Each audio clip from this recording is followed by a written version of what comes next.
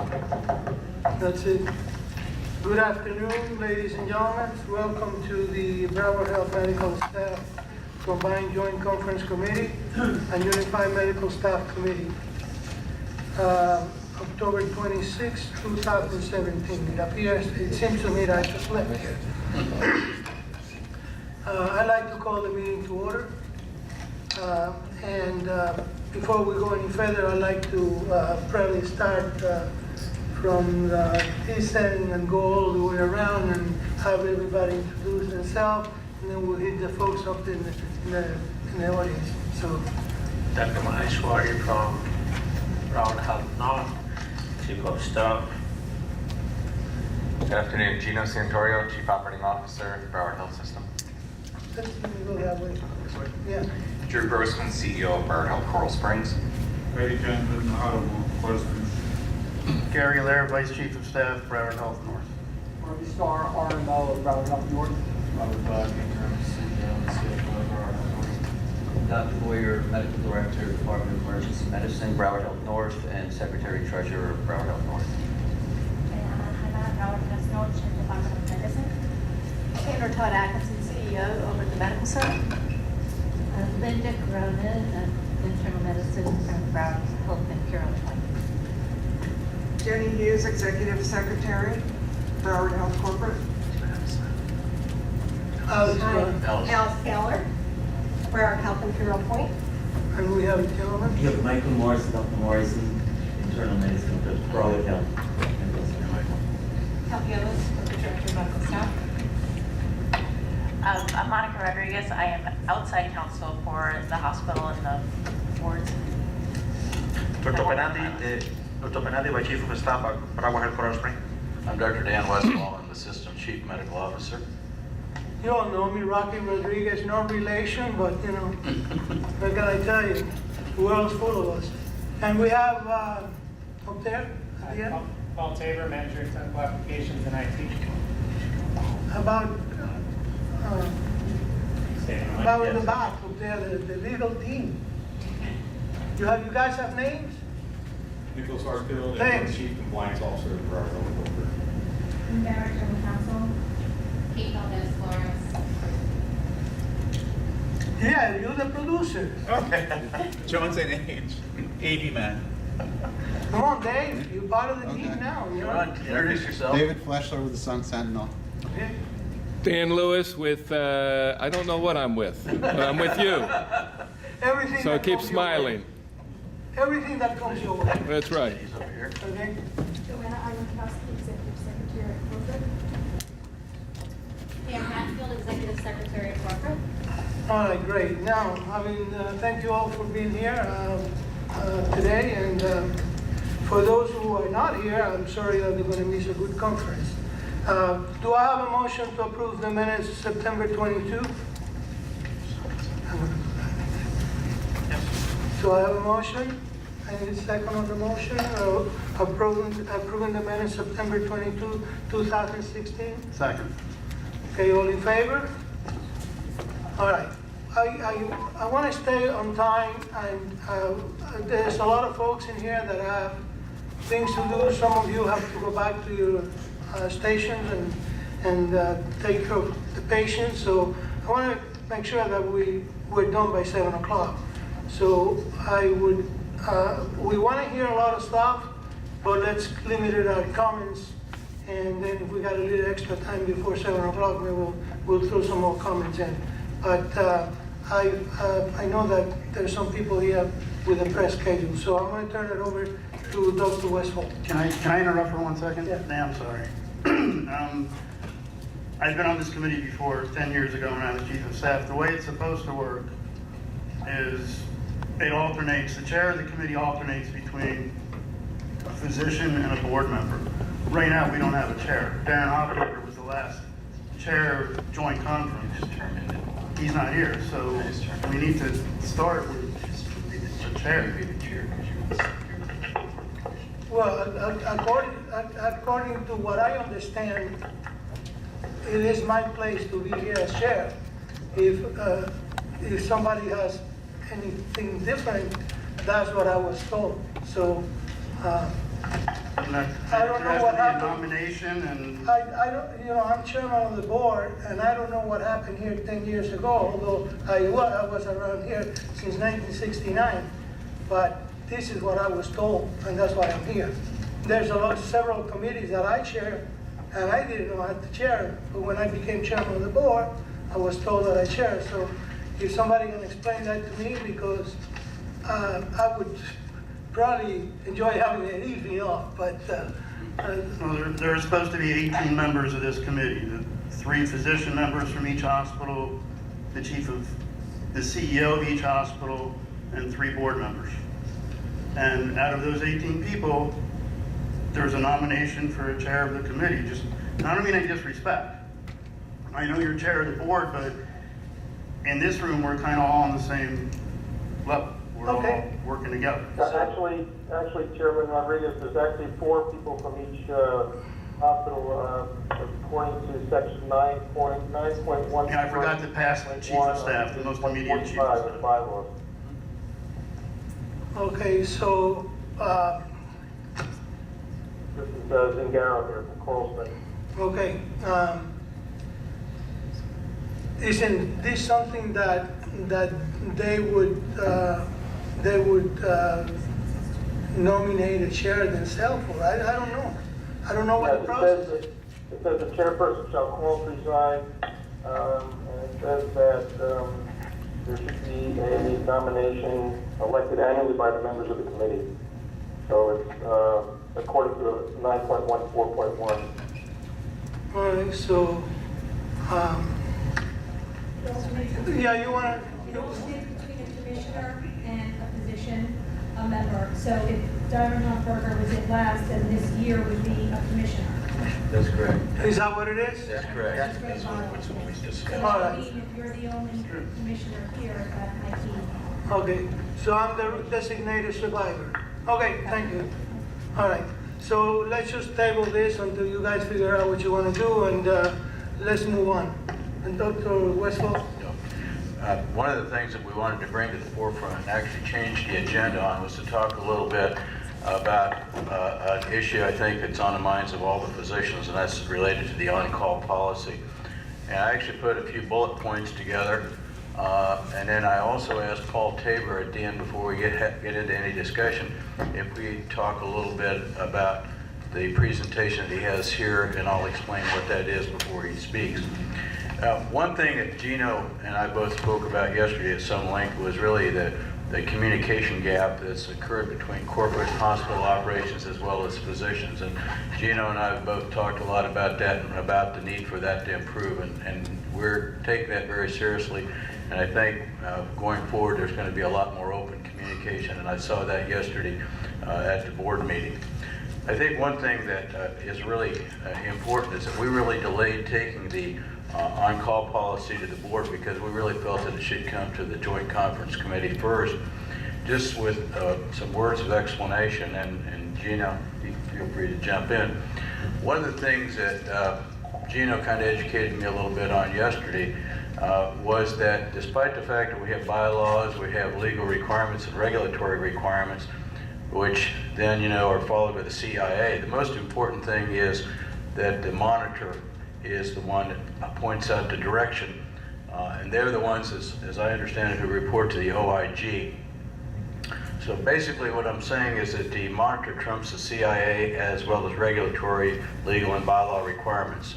And at the end, we would be happy to share some concerns that you might have. I'd like to get finished with this first. The thing that has to be made clear is that the call policy has been mandated by the monitor. Although legal and compliance help to draft the policy, this is really an operations issue that takes a signed call away from the physician, from the medical staff. What is this based on? It's based on the best practice of large institutions with employed physician groups. And we chose this because it's a conservative policy and it is an industry standard. I think the most important thing to point out here is that a lot of the physicians are concerned about their ability to participate on-call panels. When we look at this in practice, the majority of physicians are going to be unaffected by this because we really have a relatively small number of employed physicians compared to our medical staff. I think last count we had about 83 compared to our medical staff, which is what, about 1,600. So it's a relatively small group.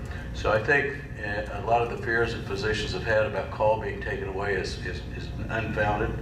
I think the one thing it's important to realize that the community physicians as a whole are really not going to be affected by this. I will say that the one group of employed physicians that takes most of the call, cardiology and interventional cardiology, and I think that's been going on for quite a while, so it's really not something that's new. I think probably the one facility that's affected the most is probably Broward Health North. So from that standpoint, you know, I think a lot of the fears are unfounded, but the basis behind this is important. I think one of the things that the physicians fail to understand is how do they get to pay for on-call. There are two basic requirements for a call. There are two parts of that. One is availability. That's your, you know, not going out to dinner with your family, or sitting home, watching TV, waiting for the beeper to go off, or your cell phone.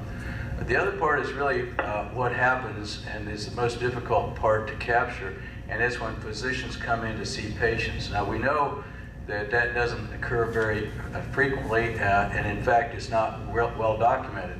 At another hospital system where I was, we had, just to give you an example, we had a physician, and we based the call stipend, it was a urologist, we based a call stipend on what we had from the emergency department related to his call burden. What we determined from that, and from all the logs that the emergency departments are keeping, we found that he was entitled to a $400 stipend, which is what he was getting.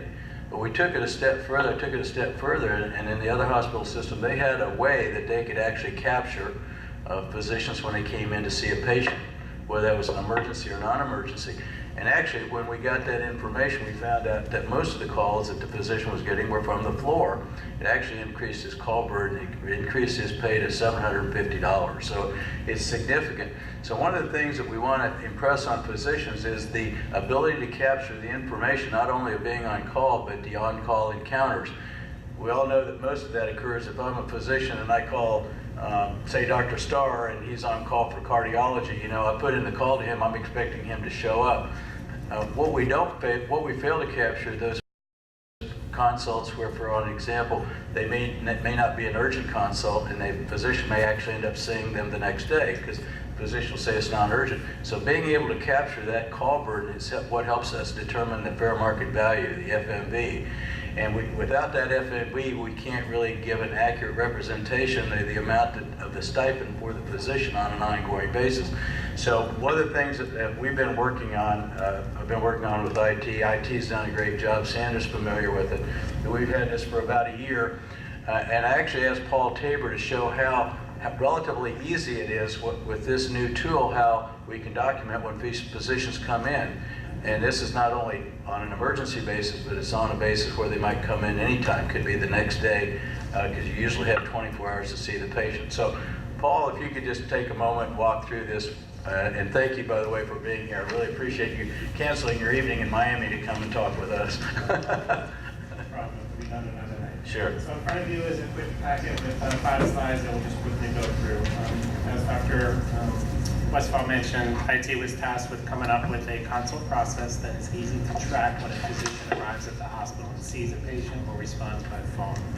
So on the first page here, it shows future consult process workflow. I'm not going to go through all this detail. The top of it is a physician, and obviously that's what we're focusing on today. There is one new process that I'm going to speak about on the next page. It's for a new physician process to put a different order in when they arrive at the hospital. And that would be the timestamp to show. Can you get closer?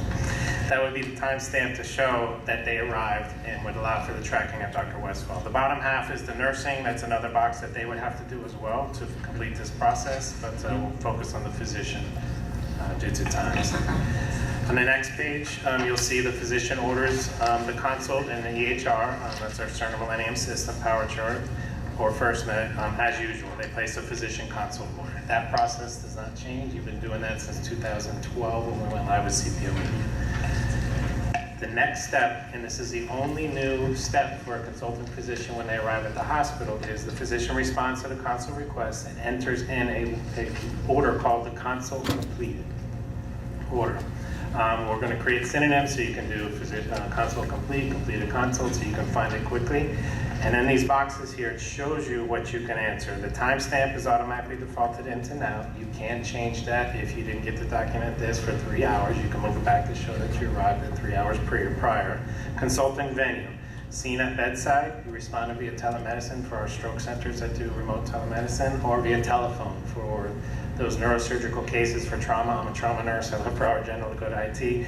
That the neurosurgeon is called, they respond via telephone, and there's no reason for them to come in, so they can say they did the consult. The next box over there, it says consulting physician.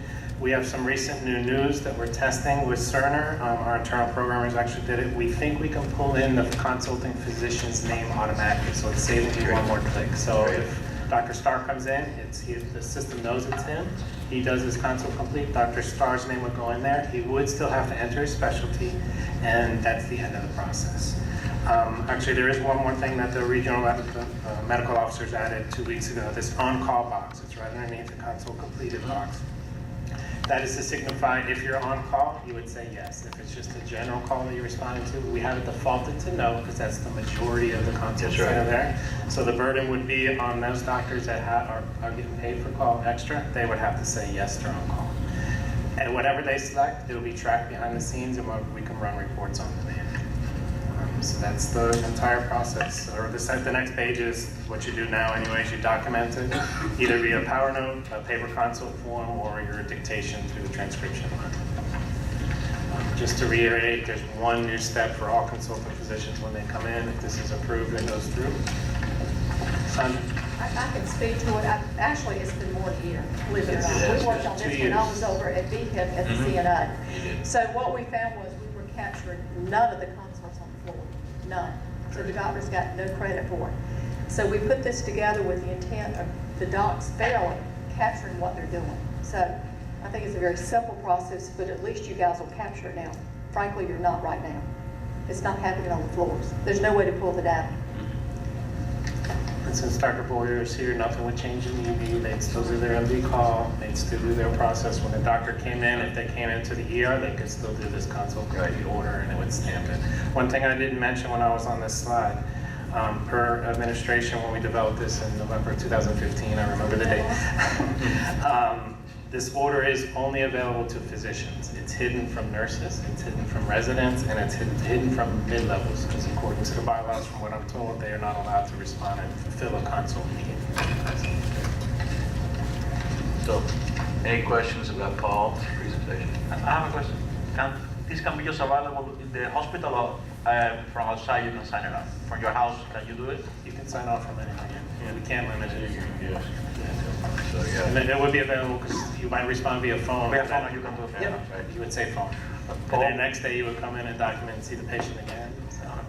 Paul, when will we be able to put this into practice realistically? The soonest would be, we're planning now is December 6th. That would be the soonest, pending approval and education across all areas. There is, if the physician doesn't complete this, the nurse is going to keep getting alerts to remind to call the physician and say, hey, did you come?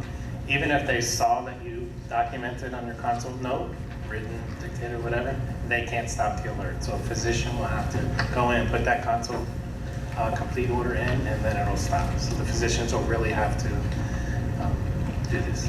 I think one of the things too, and I don't know, Dr. Chandler and Dr. Starr, if you had an opportunity after you had the presentation made at our last RMO meeting, if you had a chance to talk about this at the MEC, because I asked you all to talk to the MEC and mention about this, so I don't know if you had an opportunity to do it or not. Okay, because I think we probably need to make this available to the MEC, because this really needs to be distributed throughout, and Gino and I will work on a way to get that communicated to this, okay? Get out to the physicians, take a call. Can you go over again how, say, Dr. Boyer calls me from the emergency room, I'm on call for surgery. It's nothing that I need to come in at midnight to see, but I can see it at 7 a.m. So the first evaluation or the first interaction is telephone. It's my responsibility to fill that out when I come in the morning. You could do it that night if you're on the computer, or if you're sleeping, you could do it the next morning. And then there'll be another opportunity to do it again when I see the patient? Correct. How does that pop up twice then? It doesn't pop up. You have to actually type the order in and order yourself, just like you're ordering a CBC or anything. None of this pops up to the physician. You have to remember to place the order. And is there data out there in the world that ties fair market value to time spent and calls and all that? Gino can answer. That question is exactly why we wanted to present this. So, if we bring this to you and you say, we don't want to do that, we're going to follow the lead of the medical staff. But I had recently been socializing the idea of going back to a single rate instead of the PPOC plus on-call because it's easier to administer. The medical staff had it before, and it was actually preferred. But in doing so, the way that fair market value assessments happen now, today, at most facilities, is we, being the administration, solicit data from the physicians and whatever data we have in the system, and then we provide it to the fair market value company. They make an assessment. So in the absence of proof, so in the absence of concrete proof that states that the physician came in, they will make the assumption that they came in 0 times. Because from a fair market value perspective, they can't attest that the physician came in if they have no documentation for it. So the option then is, the burden is then put on the specialty to prove that. So, we had 2 options, right? We could either try to do some manual process on paper, which can get lost, or we could do add something which would make it more simplistic, which IT did a great job of doing this, working with the team. And this allows us to provide the fair market value company, in which, in turn, they will be able to properly reflect the true burden, which would pay the physicians for being on call appropriately. It's not our intent to have you do work that you're not getting compensated for if there needs to be an additional compensation with fair market value and commercial reasonableness, et cetera. So this is really the easiest way to make that happen. A lot of facilities across the country have methods like this that are built into the EMRs. Some don't. The ones that don't result in an assumption from the fair market value company of either 0 times they come in, or there's an attestation. But when there's an attestation, they side on they really give a conservative figure because they're relying on a physician attestation. Does that answer your question now? Can I ask a question? It's working. I can hear you. So you're going to stick with the system you have now, as far as you're not going to go back to what I call capitated call system that we had discussed, correct? That's the way you say, like, you're saying if we daily do, rate for everything. Right. Okay, that's not, you're not going to do that. No, we'd like to go back. We'd like to Yes. go back. Yeah. Yes. And get rid of the fee for service. Get rid of it. Yes. So, But that's why this is so important, because if we don't have this, the rates are going to come back much lower. okay, so you're saying then the daily rate, they'll always, because obviously when you pay for call, you don't just pay for the fact that the doctor may come in and take care of an issue. You pay for the You're paying burden. for the fact that he's stuck in this geographic area. Exactly. Without a glass of wine in his hand, whatever it is, for a Exactly. 24-hour period. Yes. Okay, so that will still be a Yes. So what this does is it may add to the FMV. Correct. By, like you said, documenting that, okay, this doctor came in so many times. Right. So that should actually add to the base rate. Yes, that's exactly the reason we wanted to propose this, because it's important for the physician to realize there may be instances, I'm not saying there are, but there may be instances where you're getting called on the floor, and you as a urologist know that you'll come in a lot of times just to put in a Foley or to take one out or to do something, and it's urological, and it's a call from the floor. We can't capture that right now. So as I cited that previous example, it almost doubled the rate for the physician in the other hospital system. And this is all about wanting to have, to its point, fair market value, so we're paying the doctors for what they're doing. There's maybe instances where they're not getting paid because we're not capturing this. It's not that they're not doing the work, but this is a great way to capture it, and we can document. IT's got a great way to pull that information up so we can look at the encounters on an ongoing basis, and particularly when we do the FMV. How long do you anticipate you're going to need to collect data before you come up with fair market value? I would defer this question because sometimes they ask for different ranges. I've had fair market value companies ask for 2 years, ask for 12 months, 6 months. I think the most common is 12 months. Is that correct? 12 months. But with that said, at least we can get started. I mean, without doing this at all, your rate's going to be what it has been. I mean, your ER rate, for example, right now, separate from PPOC, is really based on the burden of being in the area without your glass of wine. It's really not factoring in how many times you're coming in because we don't have it. But realistically, it could work against you as well, because if it shows that you don't come in that much, it could adjust downward the FMP. It won't, because right now, the assumption is you come in 0 times. Oh, Yes, that's correct. all right. Because we can't capture it in any way, even in the emergency room. It's not only just the floors, we can't capture that data even in the emergency room because we looked at that. So I think this is a win for the physicians that are taking call personally. So that's why I asked Paul to come and present it. Are there any other comments about what we talked about related to the on-call policy? We certainly appreciate any input. I have a question.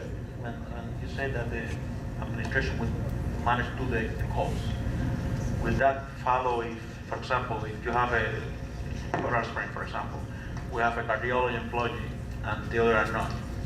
What is the meaning of that? He's going to take all the calls? Or No, that, when we don't have the number of physicians, it would rotate, he would rotate in the call, or she, the case might be, would rotate in the call schedule just like anyone else. And if that day that you have 5 cardiologists, Then they could take the call, then they would take the call. and the other doctors, they are not part of the Broward Health, will not take any call? No. That's the way it's basically working in cardiology right now in some of the other hospitals. So, can I came in late, so I apologize for traffic this time. I know. It's horrible. But on the call policy, I don't know what was talked about. But not much. Okay, so there was nothing about who creates the call schedule, whose responsibility, that was not discussed at all. I think that. Is that going to be discussed another time, or? We can discuss it now. Yeah. I think that the process was that we were going to have the medical staff office do the call schedule. But the call schedule would be set up by the medical staff office in an equitable fashion, and then it would be shared with the CEO and the chief of staff, and they would have to sign off on it. So they would have to, so the fact is, we want to make the call process fair for those physicians that are community physicians. Like I said, a lot of community physicians, this is not going to affect the vast majority of doctors in this room. In fact, I don't know anyone in this room that'll really affect, maybe I'm wrong.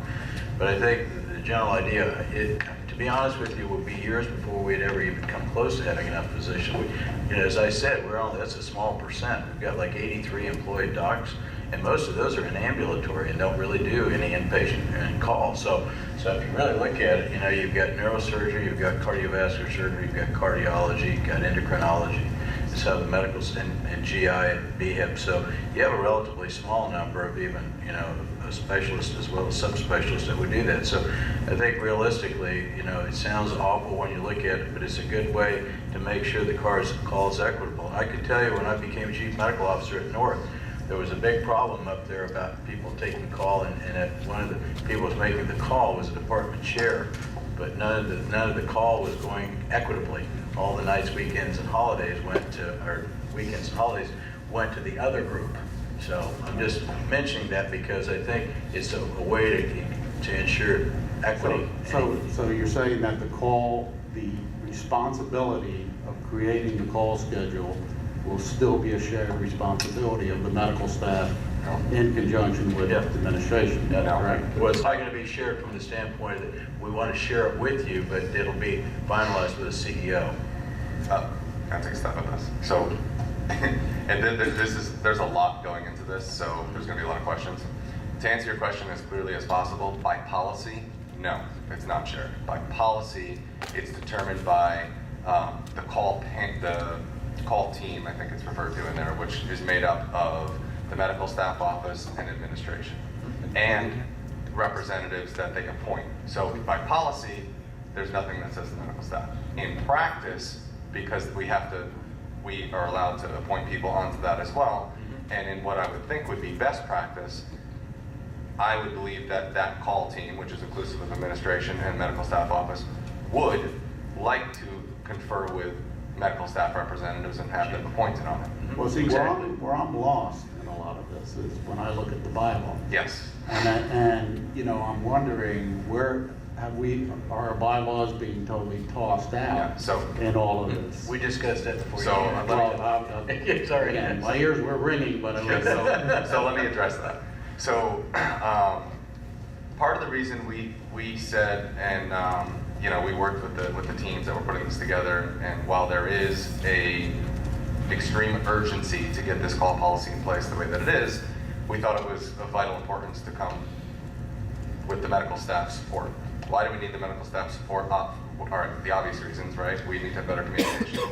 Right now, the bylaws are in direct conflict of this call policy, right? The bylaws state that the medical staff comes up with the call assignments. This policy says that they don't. So when we talked about, if the OIG monitor states that, we have to comply in certain fashions, and we decide that we're going to have a call policy and it needs to have employed physicians taking call to justify commercial reasonableness, where in practice it's not going to make much of a difference for not only the reasons that Dr. Westphal just said, but the other reason is it's not only the opposite of our intent. We're not looking to hire people just to take call, but even if we wanted to do that, we can't, because there's a community needs analysis which by specialty determines how many urologists, for example, you need in a given area. So if that's met, we can't just go hire new ones. We would have, if we wanted to hire, we would have to hire the community physicians already in the area if there's not a need. So we really need the medical staff as a partnership to have the bylaws match. So I mean, we need the buy-in on this, so that the recommendation is to simultaneously make the bylaws match what a call policy would be. Well, so what you're saying is you want to change the bylaws. Okay. But bylaws specifically say that neither the board nor the medical staff may unilaterally amend the medical staff bylaws. Here it is in Article 12, adoption, whatever it is, paragraph 12.1. Oh, that was right. It We can't specifically change it. says that nobody can unilaterally change that.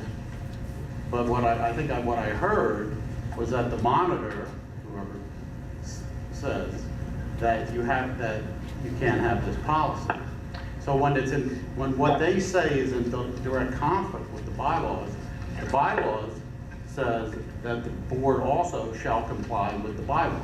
It should, and I want to be very transparent. I don't want to hide behind an excuse of the monitor said this or the CIA says that. The monitor did not say that employed physicians must take call first. The monitor also did not say that, and I know this isn't going to be a popular thing to say, but the monitor also didn't say that we have to be responsible for the call. So I want to be transparent about that. That piece was a business decision. The monitor did say we have to have a call policy. So we came up with a call policy that is the least risky in this environment. We do have, everyone knows what happened in 15. Just yesterday at the board meeting, we reported 2 additional Stark violations with probable anti-kickback. So it's, we have recent documentation from certain physicians stating that we should assign call based on non-compliant items, right? So I think the goal isn't really to change the practice of equitable and equal call among the physicians, particularly our community physicians who we need and rely on. It's to have a policy that is the most conservative and will protect all of us, the hospitals, the physicians, the medical staff, and our ability to continue to provide the best care that Broward deserves. And what I am saying is, we need your help to change the bylaws. Otherwise, it's going to be in direct conflict. We can't do it unilaterally. Medical staff can't do it. That's why we really need to have a sense of inclusion and really communicate the reasons why we think we need to do certain things, but also communicate what the impacts might be. At first glance, just listening at this, if I was in your shoes, I would think, oh, that's it, they're trying to throw us out of here. And that's what it sounds like, but that's definitely not the plan, not the intent, and really not even practical based on, if we're going to be in compliance, we have to abide by community needs analysis, and the number of employed physicians we have just wouldn't cut it anyway. Well, the message we've been getting for the last couple of years is that the call schedule needs to be an open call. If a physician wants to take call, they need to be allowed to do that.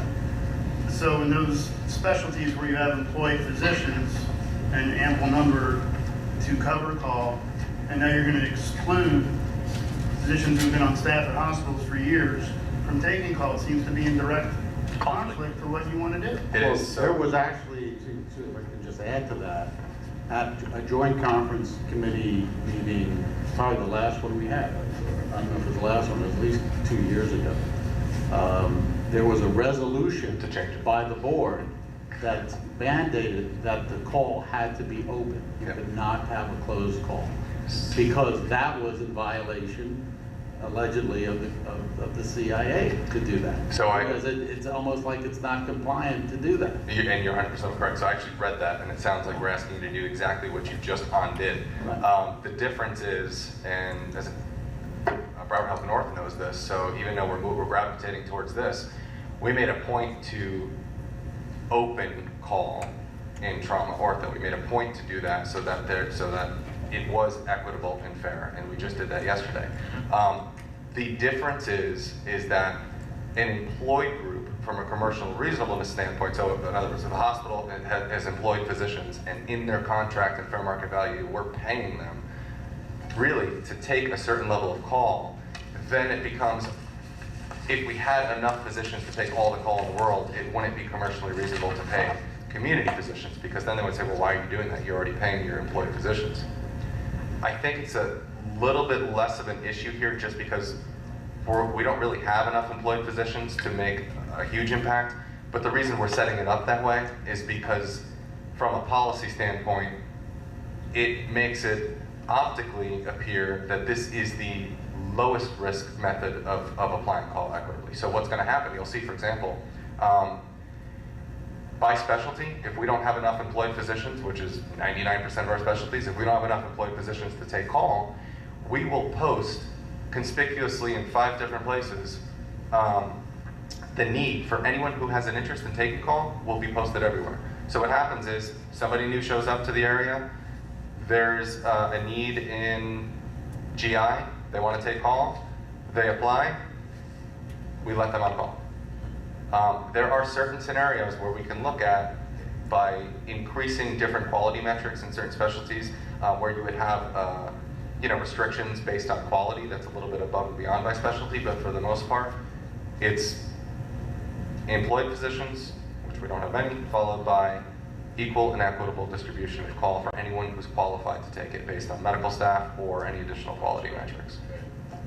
So the cardiology call you decided into the non-Broward Medical Center, why not we are getting those employed or unemployed community cardiologists all can come to the call schedule. What I understand, only the employed physicians, the employed cardiologists is going to be on call schedule. So the issue there is, if we have enough employed cardiologists, and I'm not sure what the number is, but let's say we had 8 interventional cardiologists in one facility, there would be enough of them to take call. So, candidly, correct, we wouldn't have a need to open it to community physicians. So, and that's why Dr. Westphal said that is the one specialty in one location that will be impacted by But it this. seems like you're restricting those physicians who are now being excluded from being able to obtain new patients through the emergency room at that hospital. And we're a public institution, we're not a private institution. So that seems to be kind of what got us in all this mess a few years ago, of catering to certain physicians and making contracts that weren't equitable to everybody. What you just said sounds practical, but what you just said is actually the compliance problem. So let's say we had 8 employed cardiologists interventional, and then we had another 5 interventional community physicians. So we now have plenty of employed cardiologists to take the call, but the community cardiologists need to take call to be able to get patients, what you just said, right? So if we did that, it would be very visible to government that we're giving community physicians call so that they could get patients and then refer business, because our employed docs are always going to refer the business. The community docs. It doesn't make sense, because they're supplying a service. I don't see, listen, I'm not an attorney, obviously, but I don't see how that as an incentive. That's the way every hospital in this country operates. And with that, and it's not like you're doing a favor for the doctor. I mean, basically, he's more doing a favor for the institution by covering that call. Yes, it's always been a way for new doctors in the community to build a practice, to take call, but it's a give and take. I don't see it as an enticement rather, on either party's part. I mean, they're both equally benefiting from the relationship. This is what I don't understand about this whole thing, you know, how it can be construed you know, as an enticement. It's really an equal benefit to all parties. Not only that, the amount of the patients we have, we don't think we have enough cardiologists, employed cardiologists. Top of that, to get a best care as a cardiac, we are talking of the cardiologist. There is not necessarily the cardiology. We come up with the on-call guy we really want, and we feel that that cardiologist is not appropriate for take care of this my patient, but we forcefully bring that doctor because he's the only available cardiologist available. So I like to give the best care, and I like to bring the best cardiologist, which can give the best care of my patients. You can still do that though. So if you get a patient that's admitted to you, and you would like to refer, you can refer to any cardiologist that's on staff.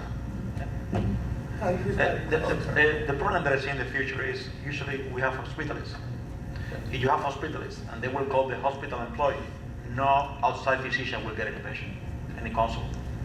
Because you have hospital, they're employees, and hospitalists, they're employees from the hospital too. So it will be everything there.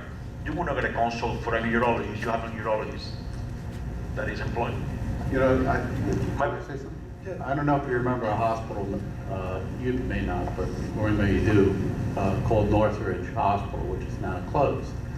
They actually got in big trouble, almost lost their Medicare license because they had a lot of doctors that were working for them. This is what, at the time, everybody here probably remembers that, and they almost lost their Medicare license for self-referral within their group. In the same group? And that's to your point. Yeah. We're definitely not looking to do that, I can tell you that. The employed physicians, so I mean, to your point, I don't think we're looking to really close down call for anything. Another hospital in the area has something similar to you, and hold on a second. has something similar to this. Yeah, hold on a second. And it's difficult for a cardiologist to get a consult for somebody else. Because the hospital is referred to the hospitalist, they're employed from the hospital. And that will, to the consultants outside, specialists, they will not get any consult. They will not get it. It will be limited. Dr. Singaro. Yes, thank you, Mr. Chairman. Yes, I have to back up what Dr. Panate is saying. We have one employed cardiologist at Coral Springs, and as he stated clearly, you know, the hospitalists are directing all of their cardiology, probably consults to this doctor, and we're restricted to one person, and we're certainly lacking service lines out in that district out there. And so, you know, it just seems that if you're going to they're just going to refer to whoever they're told to or whoever's employed by Broward Health. And so, I think you're limiting patient care, and I don't see how that's going to improve the relationship between the medical staff and the hospitalist or the hospital by just mandating that they refer to the employed physician. I think Dr. Panate makes a very good point there, and he's a primary care doctor, so he can give it to you from his end of the spectrum. Thank you. Thank you. I would hope that we're not encouraging any primary care providers, employed or otherwise, to refer specifically to employed. Right. And if I find that out, we're going to have a real problem. That is absolutely not our intention. I can tell you two things. One, they should refer to whoever they have a relationship with for continuity of care and best quality. And two, we are not in the business right now, especially, to be going out there and just trying to employ everyone. Our employed physician group right now loses $26 million a year. That's not exactly the business I want to continue getting into without trying to fix that. I mean, we rely on the community providers. I mean, I can tell you this call policy was based off of best practice. The larger physicians across the country, which we reached out to the advisory board, and we reached out to the United Academic Healthcare Network to fund, and actually I don't know if that's the name of it, I think it's Universal Healthcare, it's for the academic facilities, whichever one that is. We reached out to all their COOs and asked them how they handle things.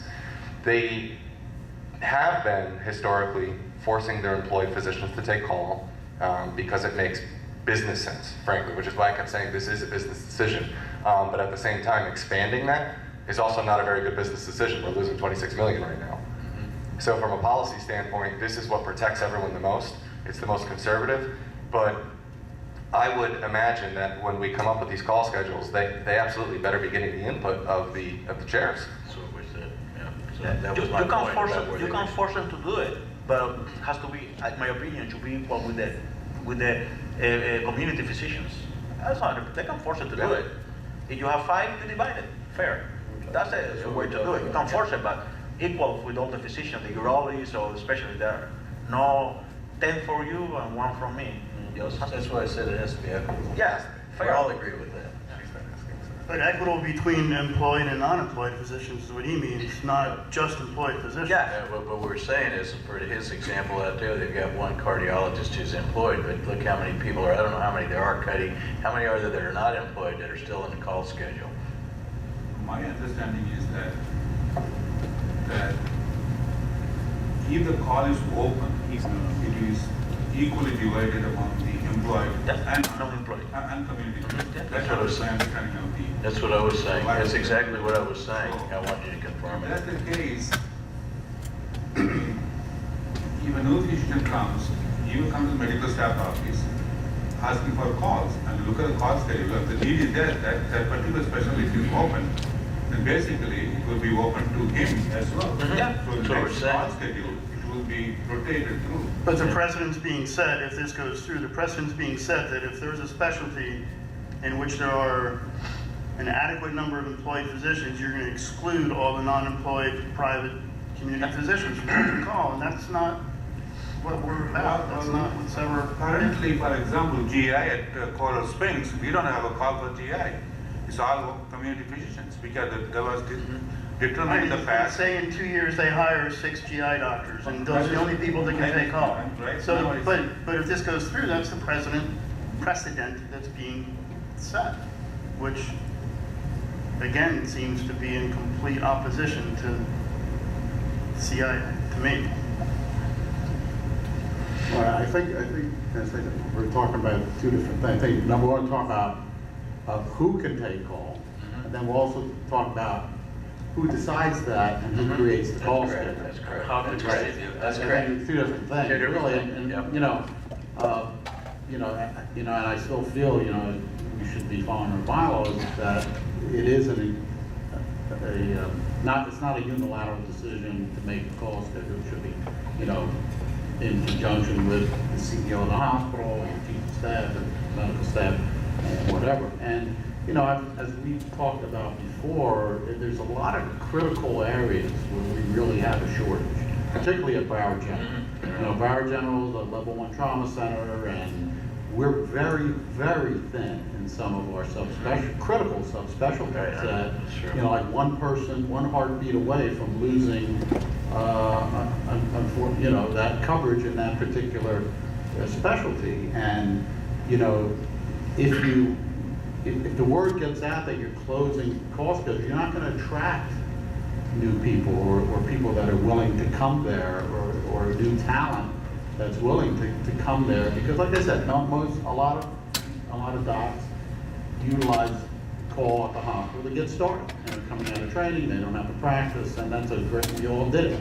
Right. Some of us still do. And I think the message is you have to be very careful that you're going to chase doctors away in critical subspecialties and wind up with shortages and not be able to provide the coverage. I think you have to work that into the equation. I think we do.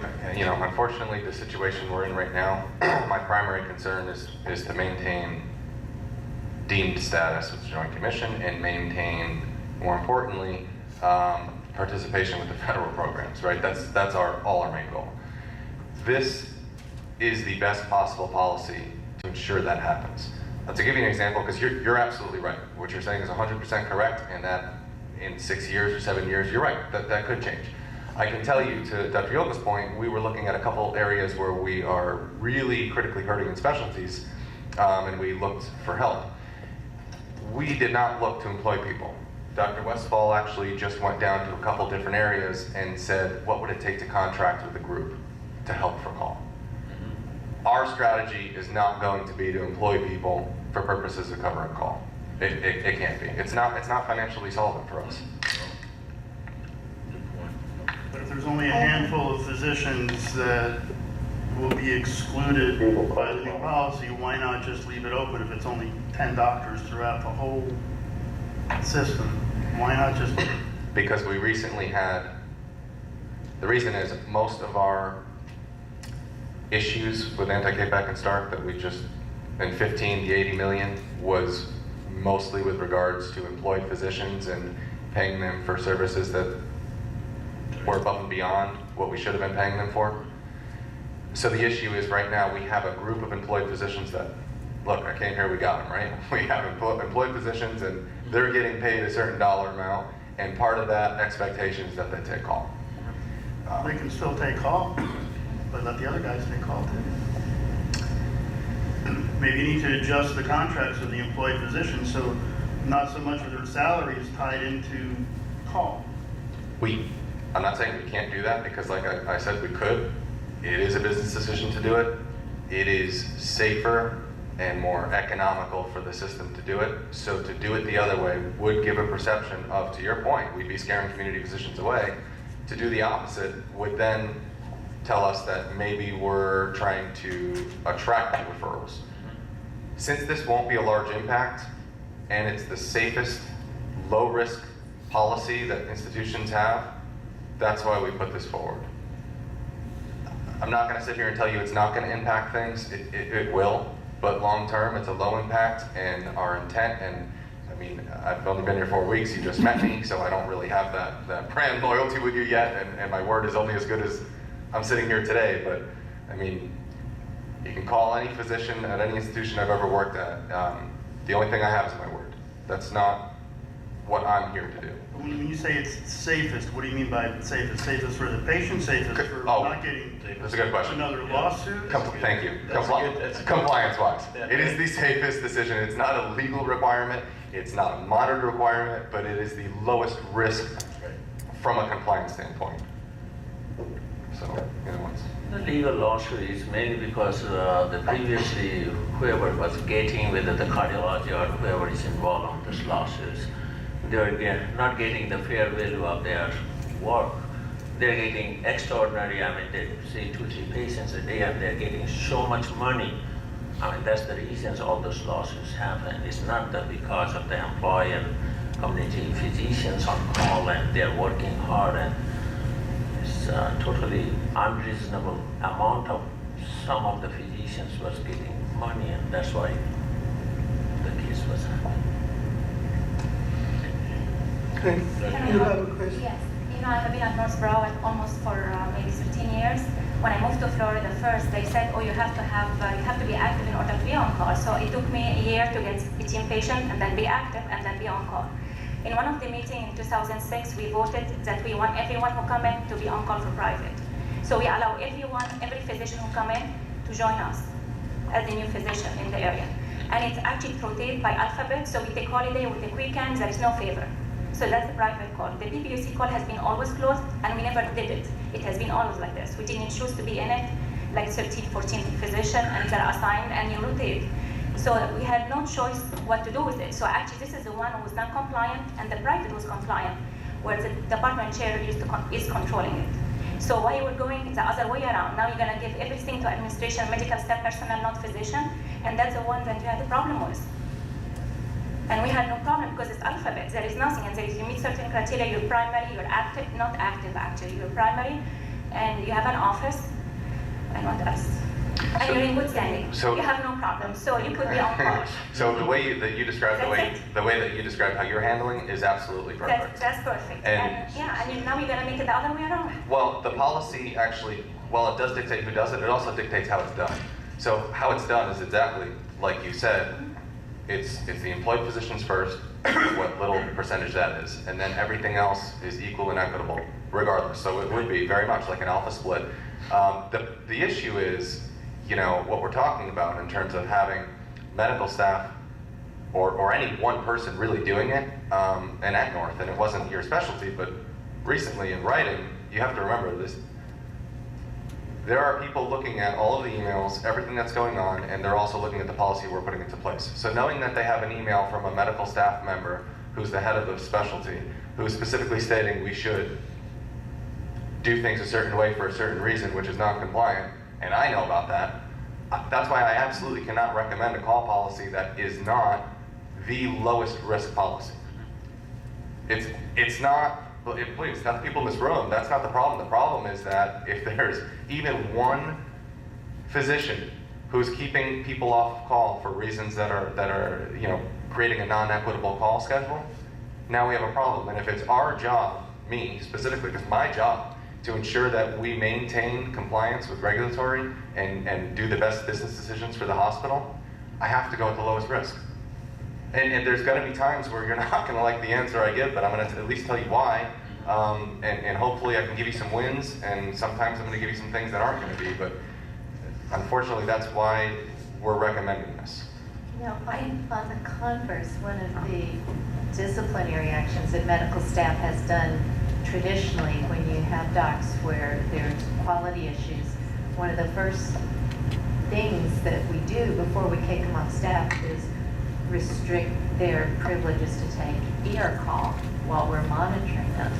And so I think medical staff has to be involved joint. I mean, we haven't had any problem doing it jointly in the past instead of giving the whole who's on to. I'll give you an example of what you just said. So you're absolutely right. I met with the trauma physicians, I don't know if it was this week or last week, but I'll run it together. 2 days ago. Thank you. So we went with the trauma physicians a couple days ago, and we talked about that. And they said, you know, we have a process where we were trying to ensure that our call panel had the highest quality. So they made some recommendations, which ended up getting overturned. And in that very specialty, we had a physician go to peer review for quality that did not get pulled off a call, and one that went for quality that did get pulled off a call. So, you know, in certain areas, I'm sure where you are at, you have been handling it correctly, but it's the few instances elsewhere where it just takes one instance somewhere in this $2 billion a year organization to really mess things up. And that's why, you know, we keep saying we're trying to have, we're treating this a little bit differently now, right? We're treating this as one system. We have 4 hospitals operating as one with all of our ancillary clinics. It hasn't been done that way before. So we're trying to do something structured that's unified so that we can ensure we operate the same way everywhere. So we take the best practices like you're talking about and make sure that's the practice everywhere. So the trauma came up with a policy and said, and it's very specific, it's have you done this many long bone fracture cases? Yes or no? So it's very easy to tell, does this person have the quality or not? And I think that's going to make us a better place. It's going to increase our quality overall, and it's going to help us to keep the physicians that are partners here in quality working here. Do you know those trauma guidelines you just referred to? Is that something that's going to be in place before somebody is allowed to take orthopedic call at Broward Health North? Or is No. So I'll tell you the problem with that. Yeah. And the example I just gave is the problem with that. Agreed. So we have, I'm actually working with our internal departments to come up with a policy so that we can bring things to the board. Why? Because the medical staff, your peer review for trauma came up with a case that said this is a problem. They sent it to peer review, it was overturned. They sent it out, they agree with the trauma peer review, they send it to peer review, it's overturned. So we need a methodology to bring it to the next level. So what you're talking about is really a failed process that's in place that would have worked very much the way that was just described. But unfortunately, since we don't have that, we really can't restrict someone's ability to participate if there's nothing documented there. Right. So what we're going to do is, because the guidelines are actually great, what we looked at. I think they're going to be very similar to that once the medical staff at both facilities come together for a system-wide policy. But in the meantime, we really need to pay close attention, and the trauma peer review committed to us that they would do that, pay close attention to the quality, and what we do have the ability to do to protect our patients is if we see any instances of that, as long as we treat everyone equally, we could absolutely summarily suspend a provider while we pen an investigation. And I told them I would back that, 100%. As long as we treat everyone fairly, that is, and it's for the purpose of quality, you will never get pushback from me, you'll never get pushback from Dr. Westphal. No, not at all. So, Good. And we're in the process of developing the policy. Had great input from Dr. Nietzsche Parinko and also Dr. Ivan Puente. We're going to have another meeting and get that finalized in terms of those requirements. So I think that, we really need to come up with a process too, not just with trauma, where somebody's coming out, we also need to have a process to take somebody off. Correct. And that's a problem. They were telling me, and I commended Robert on taking that process through 3 levels. He did. Thank you. So, yeah, good. Okay, we got under old business proposed bylaw updates. Ask Monica to come in. Monica Rodriguez, they're outside legal counsel. We've been working a lot with Amy Galloway, who unfortunately couldn't be here tonight. So I've asked Monica if she can just walk through this, and Kathy Ellis, since we've all been involved with this. Yeah, go ahead. Go ahead. I'm sorry. I just don't want to. I want to make sure that we have some type of actionable discussion, because this policy we really need to implement. We pushed it back to bring here, but I also, to your point, Dr. Yogo, I don't want this to be in opposition to the bylaws. You can go back in the call policy. Yeah. Well, I mean, how do I say it? I know I'm putting everyone in a tough spot. I realize that. No, and I realize that, but I mean, if there's any criticism that I can make, is that truthfully, this call policy did not include any of the medical staff. Nobody, any of the other chiefs of staff called and asked about their opinion about the call policy? I did not get a call. Huh? So, I mean, if there's criticism out there that, you want to be inclusive and you want us to work, we're kind of given this thing. And nobody called, nobody asked me my opinion about it. And nobody asked Dr. Lukowitz or Dr. Zangaro's opinion. You know what? The only medical staff that were consulted were the chief medical officers and the medical staff office. And whose fault that is it's mine. Because I gave a 48-day notice instead of a 2-week notice, and I could have been here faster. Frankly, there were a lot of things going on. Bev was out there alone doing everything. So really we relied on some of our departments via procurement, legal, contracting, doesn't matter what it is, but it's their job to construct things. It's my job to be able to include everybody and get out there with the CEOs and get out there with the medical staff to socialize it. So, I wasn't here fast enough, but I hope I've showed some good faith so far since I've been here. And my commitment is to always include you. Yesterday I said in the board meeting, I wish that we included you even more in some of the CEO selections. And you will see that process change with interviews for anybody going forward. So, Should we bring this to the MEC in the hospital to talk about it? About the phones? What the call policy? The call policy. or request to jointly have the bylaws mirror it. You can't just request. You have to go through, to change the Yeah, bylaws. but, It's like this huge lengthy process. Right, but that's what I'm saying. If we can get, I just would like to know is the support in this room. There's a lot of members here who would be critical to that process. If we have support here, then at least we could get that process started. I've done it a few times. It takes a long time. You're absolutely right. That's why I want to start it. But I think maybe in MEC first, discuss between MEC and all the hospitals, and the next step would be the bylaws committee. I want to make a clarification for my doctor, my personal doctor. I can't let anybody, you guys go, I'll die. because half of these guys are doctors. But I just want to make a clarification. If you recall the last time, okay, it was after we got the finalists that we started the process, okay? This time, we did not use that particular company. Over 300 people applied for the job, and they did a real thorough job in finding 10 qualified people. The reality is that when you open this up on the web, everybody that wants a job applies, regardless, whether they're qualified or not. But historically, we have included all of you folks, especially the leadership, after we bring the first group of people. Now,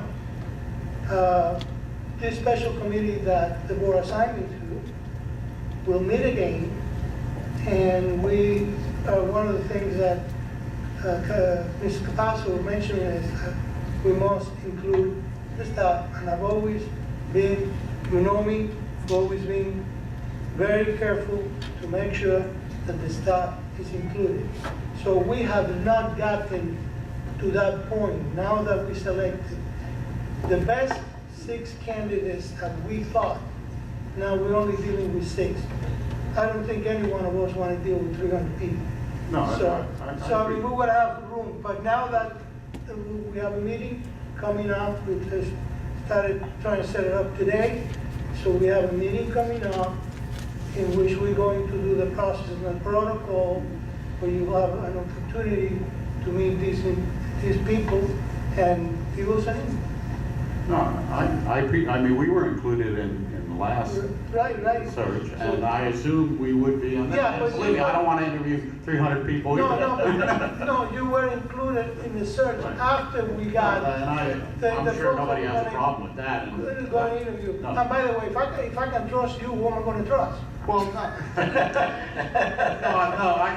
my point had nothing to do really with the CEO search, it had more to do with the creation of the call policy, that you've heard me say that over the years, the guys who have been here for many years, like Dave Troller, myself, it was always stated that what they did across the street, because corporate used to be across the street, heard me say that many times, they never asked us our opinion about it. And, and I think particularly with the call policy that is still, I mean, the bylaws are not changed as of now, still is in the bylaws, that it's the medical staff's responsibility that, and, I'm not casting any blame on anybody. I know you've only been here for a month, and that's fine. But, when they create something that directly affects the medical staff, in a spirit of cooperation, you will get much more cooperation if you do include the medical staff. Oh, yeah, that's what we were saying. I mean, that's simple as that. I think everybody agrees with that. Yeah, I agree. But, I came from a family. I had an uncle that was a doctor, an aunt that was a doctor. My daughter is a dental hygienist, and my granddaughter is turning to be a nurse. And I just told them, don't come to Broward Health. So the reality is now that we got the 6 folks that look more promising, you will be involved. You'll get to meet them, shake their hands, and I'm sure that I'm going to hear from a lot of you. Okay, so I just want to make sure that we clarify that. Okay. All right. Okay, I'm going to turn it over to Monica. Could you kind of recap your handouts issues? Yes. Okay, so in the agenda materials that you have on the agenda, it summarizes some of the bylaw stuff, the bylaws changes, but that's not the most up to date. So I want to make sure that you have the current, what we're recommending, which is behind that in the packet. And I think it says external counsel on the top of those changes. So I don't know how much you guys have gone through and read or what you've heard before about any of this, but we had talked about temporary privileges and extending temporary privileges to AHPs. That is not the recommendation, and that is not something that we are promoting at this time.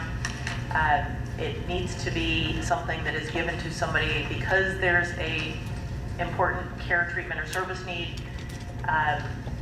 AHPs are allied health professionals. They don't need to be there. The doctor can be covering this until their AHP gets approved. We want the AHPs to go through the whole credentialing process to make sure that nothing is missed and to make sure that they're appropriately credentialed all the way through the board. And instead of granting that privilege to somebody else who may be pushed by a doctor who really wants their AHP on staff very quickly.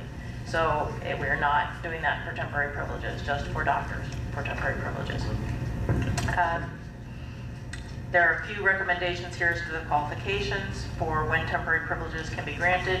This is coming from the Joint Commission recommendations for just things that weren't in there. I had a couple questions that we're still going to go over about this, about whether we want to give, for example, DEA privileges to somebody who lost their controlled substance prescribing privileges. That's not really addressed here. I think if that comes up, we need to be looking at that and not giving temporary privileges to that person. So there were a few things that we still need to address, but basically they have to have a completely clean application in order to be considered for temporary privileges.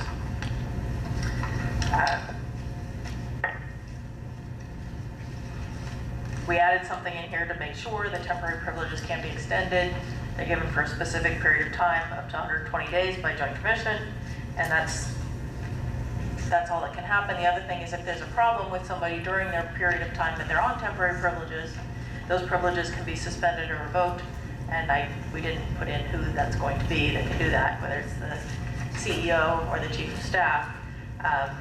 There's no hearing or PO rights for that, but there needs to be a way to take them away if a problem arises during that temporary privileges period of time. Specific case privileges are in here. I'm not sure exactly what changes. I had a little bit comment on that just to make sure that we're checking enough of the things that we need to check for specific case privileges, but there were no other problems with that. Disaster and emergency privileges, there is a plan. I don't know that that's been approved yet, Dr. Westphal. I saw a policy for disaster privileges. I don't think it's been approved yet, so we need to run that by and have people look at that too. That's something that needs to be vetted by the medical staff. So there's the ability, if there were some kind of a hurricane here or something, and doctors weren't available, people had all left town, we need to get doctors on staff very quickly. You can grant disaster privileges. There are some guidelines for doing that, so we have a policy that's You have the policy, just that's hasn't in process. We've worked on it. Yep. We're working on that, so almost done, right? So, Yep. so we have coverage if we absolutely need it. Right. Nobody else is available. All right, provisional status is the next one. The change to that really is to include the FPPE requirement, and I wasn't sure, and I haven't talked to anybody else about, usually you're on provisional for 2 years, the first 2 years when you come. This one basically says if you've completed your FPPE and more than a year has passed, you can ask to be upgraded to active status. I wasn't sure where that came from. I don't know that that's necessarily a problem. I just didn't know why. That actually came from Greeley as a best practice. And what the point was, you still have provisional privileges for 2 years. However, if you meet your FPPE, you meet the volume requirements, then a physician can request to go active at the end of 1 year. Okay, so that's, This is an I just wanted opportunity to, for a person to go active a year earlier. if that was something the That's hospital something, yes, and they everybody wanna wants do that. people to do. I have no legal issues with that. The next one was a new bylaw talking about the use of medical scribes.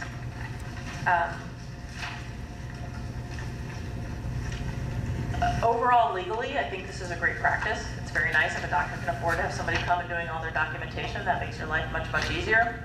We need to make sure that legally it's okay. We need to make sure that the doctors are actually in the room with the scribes, that it's getting written down correctly, that the doctor looks at it and reads it to make sure that the scribe wrote down everything correctly.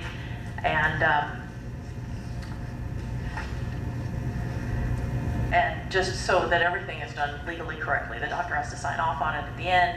So that's, but I don't think there's going to be any objection to the language that's in here. Scribe is a great thing. I think a lot of institutions are using it. My only concern when this came to bylaws last year or 2 years ago, we discussed it, was this: how do you going to monitor this? And you told us now that the patient has to be there when the scribe is there. Actually, in reality, it really doesn't happen a lot of times. In Jackson Memorial, it doesn't happen. The ER, usually the doctor is someplace else, the scribe is someplace else. How do we monitor that? Good question. According to this, they have to, when they document, the scribe has to document, and then the supervising practitioner, when they confirm that authentication, they have to confirm that the scribe was present. That's part of what you're confirming when you sign it. Right. So if the hospital finds out that you weren't there when your scribe was doing this, you can lose your privileges to have a scribe. Okay. No.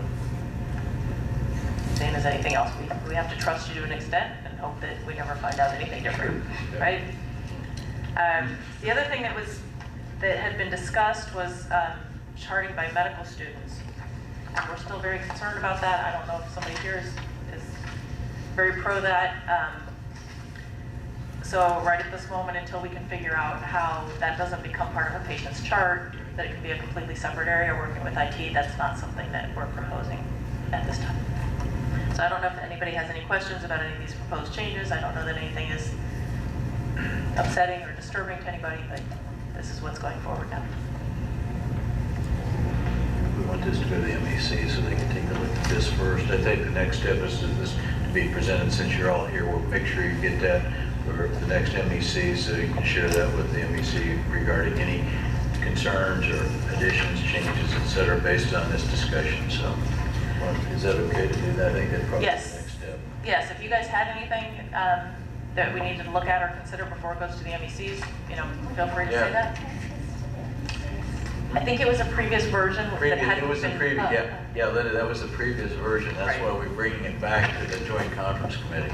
It needs to go back to the MEC for their input and revisions, and then we would put it out then.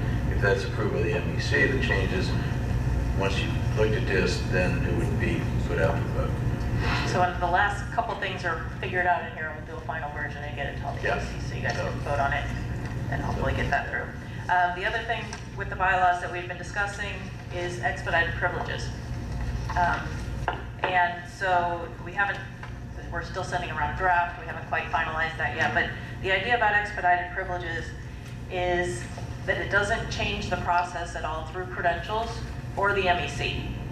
Those processes are still the same. The only thing that changes is that instead of having to wait for a full board meeting, after the MEC votes and approves it, it can go to a subcommittee of the board so that that part of the process is a little bit faster, which I understand has been an issue if there's not necessarily a board meeting right after that MEC. So we don't have a problem with that. We're going to work on the language to get that in there so people can. And I think the differentiation between expedited and temporary is if you talk to the Joint Commission, the Joint Commission surveyors, if you're doing temporary privileges, you have to have a documented clinical need. For example, you got one neurosurgeon, he's overwhelmed, you can make that temporary privilege, but they're supposed to be by exception. They're only supposed to be a few of those a year, and they're not usually as a fallback position for physicians who want to bring on a partner early. And I heard that a lot from Benny Gonzalez down at the medical center about how much that would help the ED by having that availability. And I know when I went into practice, I had to wait 6 weeks before I took a vacation so my partner could get approved. This way, it really moves it up 2 to 3 weeks. So I think it's really in the physician's best interest to bring in a new partner. Yeah, last year you talked about it to the commissioner to sign it the next day after the MEC. That's what we're going to do that. Yeah.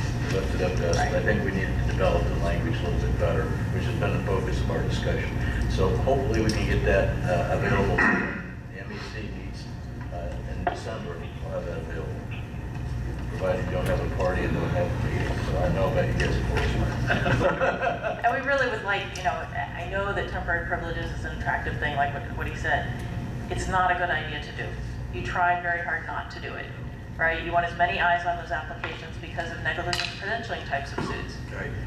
If it didn't go through the whole process and the chief of staff approved it, and there's a huge red flag that somebody didn't tell them about, guess who's going to get sued there? You don't want that. You want it to go through the normal process and make sure that everybody's vetted appropriately to the extent possible. So, I have a question. You mentioned bringing it in front of a committee on the board. for signature to expedite the privilege. Yes. I may make a recommendation. I'm going to be chair for another year, and I'll be, I'm pretty much live here, okay? And I'm always signing things and coming back and forth. So it would seem to me that if the board allow me to do a lot of things, because I'm the guy in the field, if you can make it that the chair of the board could sign that document, it will probably expedite it, because sometimes trying to get a committee together is like making elephants. And especially now that we're short, So I just a thought. Yeah, I don't think it can be one. Sorry? It needs to be more than one. It has to be more than one. Oh, sorry, I'm just trying to be able to. Well, it's a good thing too, because, we've been talking about this, having a subcommittee also, because it's your responsibility as board members too to look at everything. Yeah, I know. And the complete applications and everything like that, and hear about that, and that's very time consuming for the board meeting. So if the subcommittee can do that, it really saves the board time. You should see my living room. Looks like a library. Everything that you're suggesting in here might be great, and the medical staffs may have no conflict with it, but it kind of ties to another issue, and that is the medical staff's ability to use their own independent counsel. Because obviously the needs and the wants of the medical staff don't always fall in line, and vice versa with those of administration, so there could be things conflicting. So I think we need to address that, our ability to have our own independent counsel, as we have been over the years, which is paid for by Broward Health. But as far as these specific recommendations, I think as medical staffs, we need to talk to our counsel about it. And Well, she was the one who did it first. If you look behind the current ones, it's her version. She was the one that did all these proposals. but then there are changes that you're suggesting. There are changes that I'm suggesting, not because we object to it, but because it needs to be compliant with everything that's required. And Well, where I like I had said, it might questions be about all it. well and good, but Yeah. I think we need to dot our i's and cross our t's. Well, and I would like to hope that you guys as a body see that there isn't really a conflict between the hospital and the medical staff. I mean, you might have disagreements sometimes, but our job, and as I see it, as I represent a number of hospitals in the area, including this one, is we have to protect you and we have to protect the hospital. And everything that is done here is, whether it's recommended by you or recommended by them, is done as a facility to do the best thing. It doesn't help anybody if we have a CIA. It doesn't help anybody if there's a department that's doing things incorrectly by removing people from calling correctly. But I can tell you the message that I think a lot of us are getting over the last several months is that medical staff, you kind of stay over there. We don't really want to hear much from you. The chiefs of staff are no longer allowed to speak at the monthly Board of Commissioners meetings. We're not involved with policy changes. There's a lot going on that we feel like administration just kind of wants us pushed off in a corner. So. And that's a discussion that needs to be had, and I think Gino, I can heard address it. a couple of those if you'd like. Yeah. I'll start with you addressing the board at board meetings.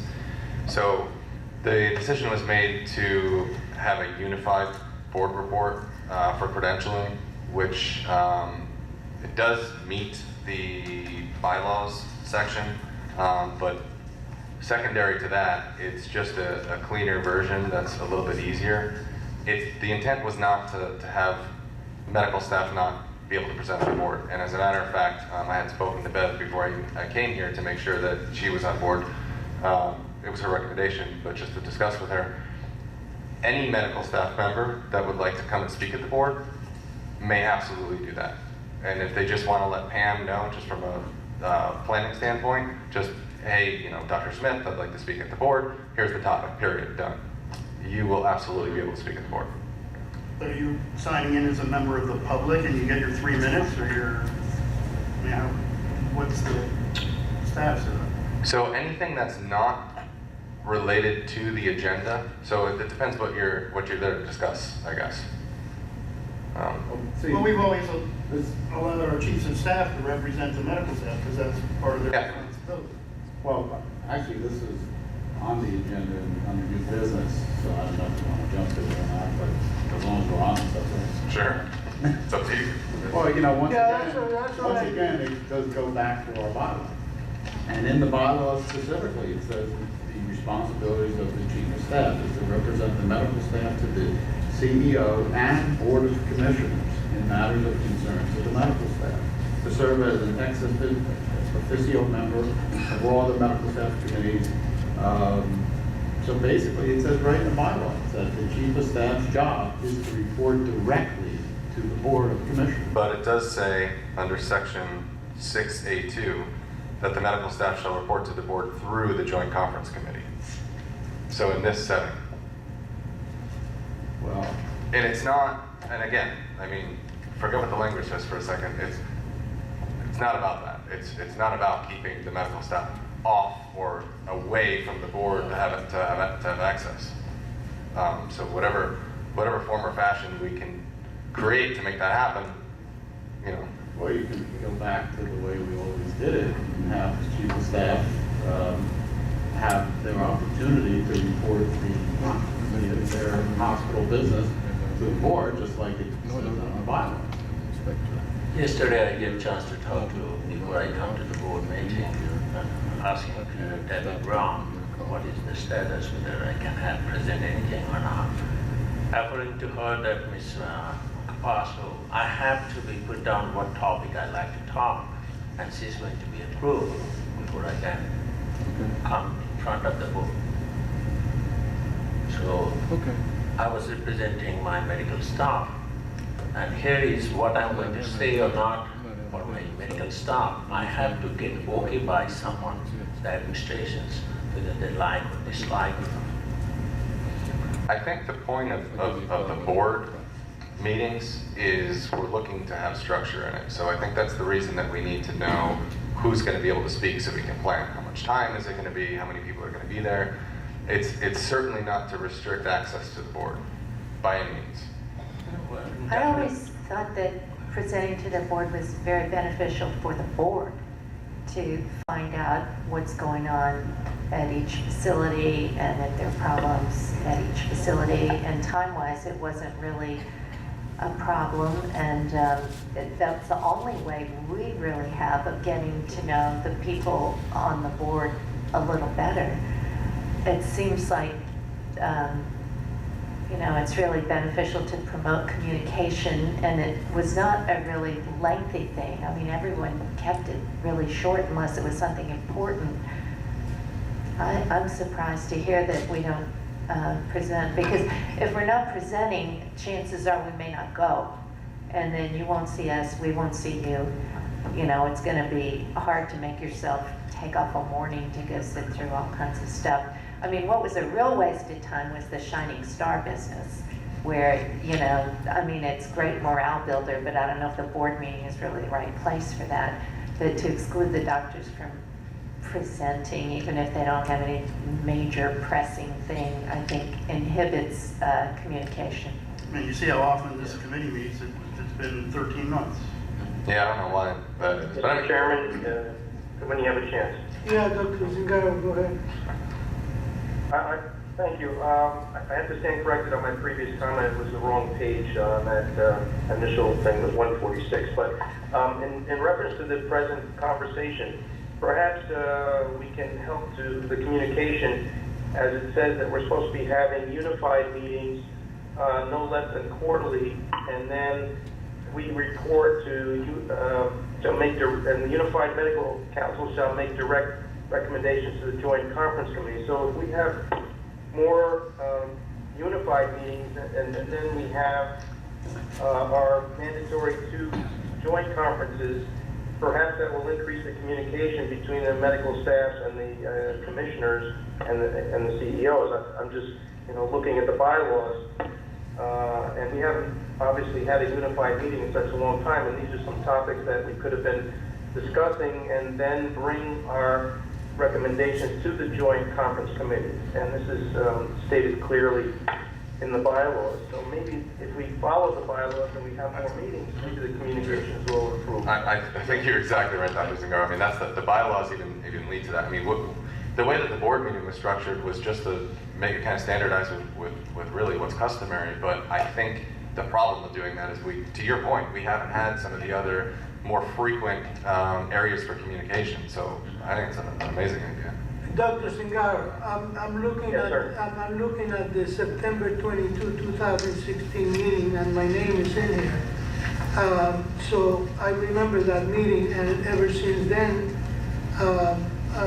for the last 6 months, I think that Dr. Westphal and I have been talking about this, because I make myself available anytime, except when I am either in Tallahassee or in Washington, but I don't go anyplace else. So the reality is that I believe that communication is number one thing, and we cannot communicate like the guys that used to build the Tower of Babel. They lost communication. The guy on the top, he couldn't figure out. Everything falls in deaf ear on the guy on the bottom, and the thing never got built. But what I think we need to do is have more of these meetings. It has been very difficult for us due to the fact that we are short-handed.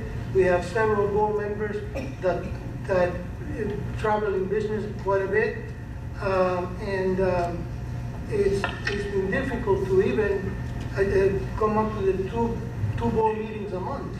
So all I can tell you is, yes, communication is important. Let's have more joint conference committee, and we're here to help you folks, because that's personally what we are supposed to be doing. So why don't we have, I think that the bylaws calls for 2 meetings a year, but not 1 meeting every 2 years. Right. So Correct, but it also requires unified to meet no less than quarterly. It says in section 914.3. So if we Well, can that's get not those, us, that's medical staff. then we can have more dialogue. Yeah. Hey, I'll be glad to meet you guys every quarter. I see most of you guys every day, so it's not gonna make any difference. Yeah, when I was I think chief, again, we keep going back to kind of picking and choosing which bylaws we want to follow. Let's just I mean, you know, Just make them- either you follow the whole thing, it's like, you Make the know, changes. you only follow 2 of the 10 commandments, you're not gonna follow the other 8. Well, that's something that you guys We're supposed to follow all 10. Oh, what was that? Wait, But What happened with the legal counsel issue, Mr. Chairman? But wait a minute, guys, give me a minute. Sorry. But, you know, number one, again, in the bylaws, it says that the chief of staff will report directly to the board. I mean, it just says that clearly. So, and it also says you can't unilaterally change these bylaws. And, you know, from another point of view, I mean, it's a bad image for the medical staff. I can tell you without my medical staff, at your biggest hospital, when they heard that I was taken off the agenda, I mean, there was a lot of negativity out there. I mean, it was like, I mean, the whole purpose of this whole organization is to take care of patients. And the doctors are the ones that are on the front lines of doing that. And, if I was on the board, I would want to hear from the doctors directly, period. If I was on board, I'd say, I want to see what's happening in my hospital. I don't want to get filtered information. I want to hear directly from the people in the trenches. I don't want to give them the news you're going to give them. But what they're proposing is a filtering, or I use the word censorship of medical staff, of what's going on in the medical staff. It's just a bad message to your medical staff. It really is. I think what you're looking for you want to have a voice directly to the board. We want you to have that. I think we just need to figure out what is the right method to do that. And it should be direct to the board. There's no question about that. It's just, is it in a quarterly meeting? We need to meet more and have the board members present. Is it? I think that's what it comes down to. I would agree. Just to address the point that Dr. Maheshwari made, Bev has never said she wanted to approve the agenda. That was never. She just asked that it be put. And you know, I've had multiple discussions with her. She says, I really want to encourage the chiefs, and I've mentioned this. You and I had a discussion. She wanted to encourage the chiefs to come and talk. But we'd like to kind of have an idea. It's not to approve it. She never had any intention to do that. But it'd be nice to have it on the agenda because there's some good things that are happening throughout the system that people should know. You and I have talked about that. And I've talked about that with Dr. Zingaro as well. And Dr. Liquitz, I think that we want to have you really showcase what the medical staff is doing. And I think a lot of people in the community don't know. When I hear somebody say that Broward Health is the best kept secret, it's not a compliment to us. And I think it's a great opportunity to showcase what you're doing. And I think that's the whole purpose. And the reason why the credentials came for me to do, because I am personally responsible for we had issues, and I'm not going to go into, but we had credentialing issues. So that was the reason why, because it goes to the medical staff office, which now reports to Kathy Ellis. They go over it, she goes over it in detail, and then I spend at least an hour with her going over all of those in advance of the meeting, because we're not going to let that happen again. So that was really, the credentialing is separate from you guys having a voice. It has really, there's no relationship between the two. Just so we make that clear. You know, I've been here for 27 years. As a chief of staff, as a medical staff, now as regional medical officer. I played both roles, both sides. Okay, it's a very fine line. What I understood all these years, the paranoia is building up for a long time. That's because of the chronic history of this institution. It's a huge, great institution, great medical staff, best talent probably in South Florida. You're not utilizing it. What I see is this paranoia. There's absolutely no reason for it, in my opinion. I think, as the commissioner said earlier, communication failed somewhere along the line. And that created all these unwanted, feelings, Until this week, I was the Broward County Medical Association Board of Trustees chairman. In last meeting, some physicians from this institution came and very negatively complained about this institution. It's very, very hard to take that. And that's because of the communication somewhere along the line failed. So I think maybe, as you mentioned, Commissioner mentioned earlier, maybe more meetings and some of these differences we can work out together. And the medical staff is very cooperating. I never see all these years, we have seen so many CEOs come and go. And the medical staff stayed, and these guys have been about years, bring so much talent to the institution. I really think we had to foster that. So, I mean, one way of doing it may be more communication between and misunderstanding. I think medical staff understands the complaints issue. I just came to the monitor part. I just last week or 2 weeks ago, I understood what this monitor is all about. With all this years, I didn't understand that. So the medical staff understand is what is that all legal terminology means. Maybe they will understand that. Maybe they'll cooperate with it. So maybe something, You're right. You're so right. Correct. Thank you. It only takes, somewhere along the line, we've lost, I think we lost a touch. The good morning, good afternoon, thank you, please, have a good day. I learned from my family that I treat the king and the butler the same way, And I think that we've lost a lot of that. And personally, I'm in pain at times because I see stuff happening and it bothers me, especially when I have so many friends in here.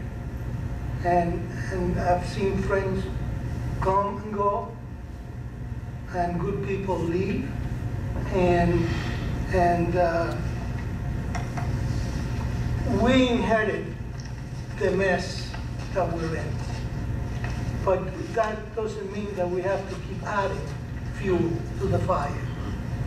I think cohesive attitude of as a team is what we need to do.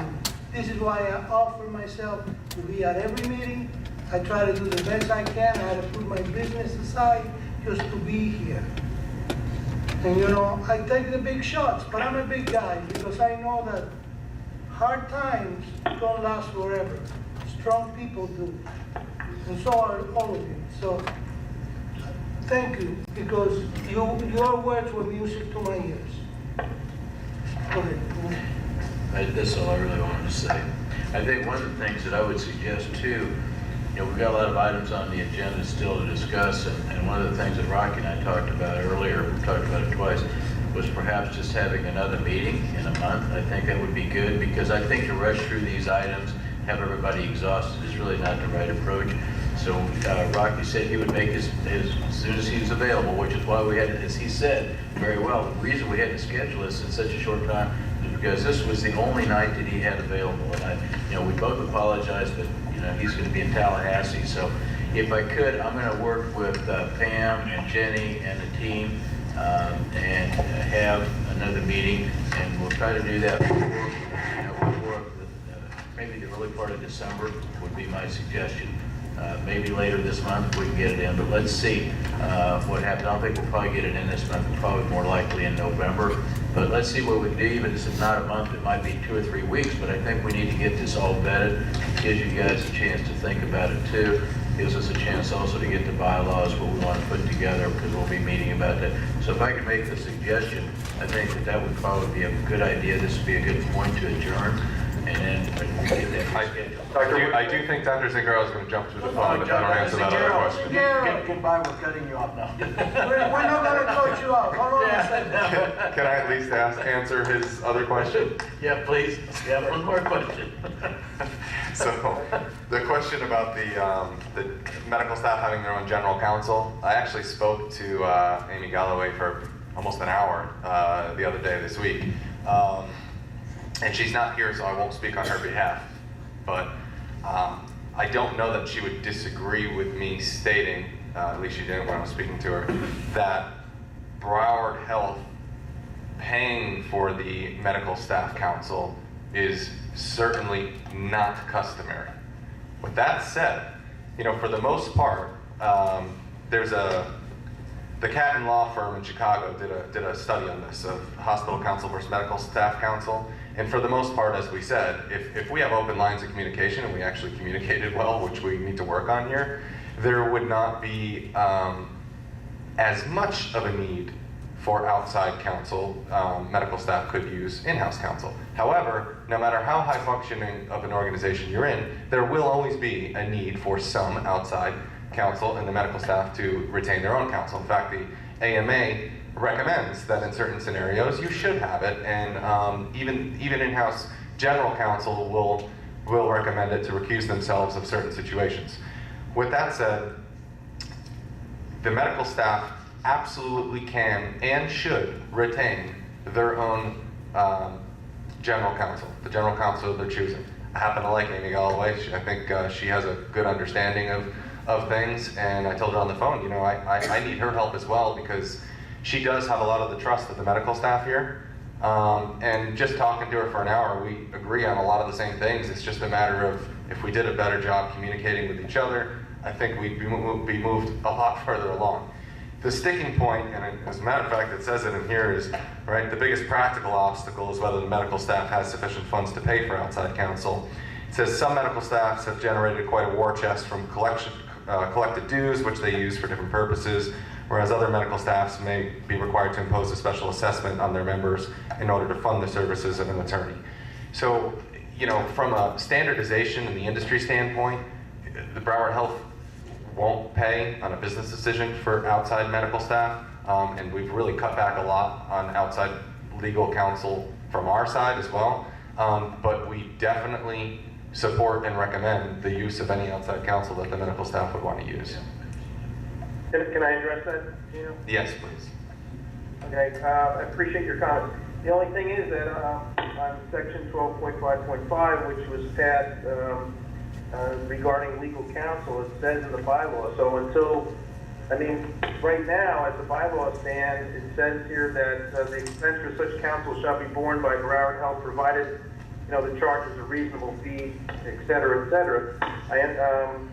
You know, I understand what you're saying, and going forward, that's why if we have a, you know, a unified meeting, and then we bring that to a joint committee, so we can talk about it, and then I understand your input clearly, but right now in the bylaws, it stands that Broward Health is going to be paying for those services, and we don't try to abuse those services, but once in a while we have to make a call, and actually the medical staff office was advised to call Brett, which seems like it's a conflict of interest. You know, using one of Broward Health's attorneys to discuss medical staff issues is really a conflict of interest. I think, you know, most medical staffs do utilize in-house counsel, but there, like I said, there are instances when you're going to have to use it. And again, this goes back to the point of I'm literally begging medical staff to come to the table to help us make bylaws that match what we're trying to create, which is industry standard best practice. You know, there's state statute that hospitals have a fiduciary responsibility to ensure that we, you know, protect and maintain the hospital's economic viability. Right. This is certainly not going to make or break the hospital, but if we're trying to standardize everything to best practice, which we are trying to do, you know, ultimately we want to do that. And clearly, by the way, we will pay for services that she's done up till now, but with the contract is between counsel and Broward Health. So that's why I wanted to give as much advance notice as possible, Dr. Jolie. Okay. Thank you. Okay. I think I've been here longer than most. Not everybody. Rocky's been here longer. That is true. That is true. I'm glued to this chair. Dan and I make rounds at midnight. The oldest ID. That's for sure. And laugh about it. Anyway, two comments. By the way, for those who don't know, I was given the privilege of being the RMO at the big house. If you don't know, and I think most of you know who I am. With regard to counsel, historically, we did have counsel. The hospital did have counsel. This is years ago. There was a lot of much conflict. The counsel at that point walked into our medical counsel and says, "I am your new lawyer." The response to that was at that point the chief of staff adjourned the meeting and walked out. So you know, be careful. You know,